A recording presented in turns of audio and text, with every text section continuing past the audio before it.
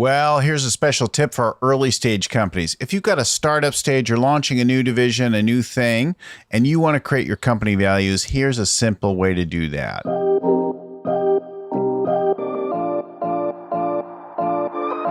So we work with lots of big companies, but this one's especially for the early stage companies. Hi, everybody. My name is Bill Gallagher, scaling coach, host of the Scaling Up Business podcast.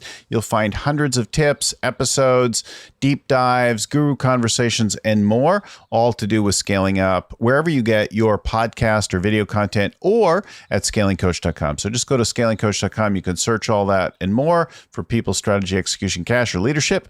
And we'll get more. So back to this. You want to create great corporate values. You've read about values. You know they make a difference. You know they help define a great culture.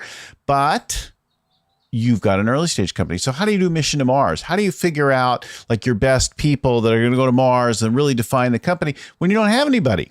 Here's the simple way to do it. Think about the company you're building. Think about the people you've worked with in the past. Make a list of the people that hypothetically you'd love to have on this team.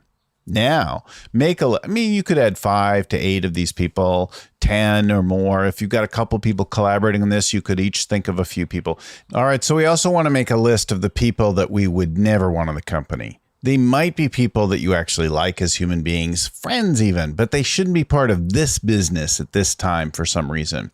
Make a list of the people you'd love to have, people that you wouldn't love to have, hypothetically speaking, and then write down the quality or characteristic of each person that would have you name them.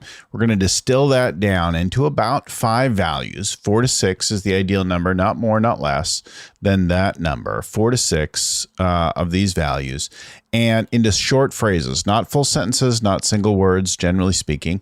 And we're going to distill down the characteristics designed from those things. Now, I said some negative examples, right? So we want to take the negative quality, right? Maybe the person is works for big companies, is very kind of by the book, and you're doing this whole kind of more creative services company at this point. You're going to take that negative characteristic and you're going to describe the reverse of it. I want creative thinkers, right? And that becomes the value. So take some positive, take some negative. The opposite of the negative quality for those people is going to be who you want on your team.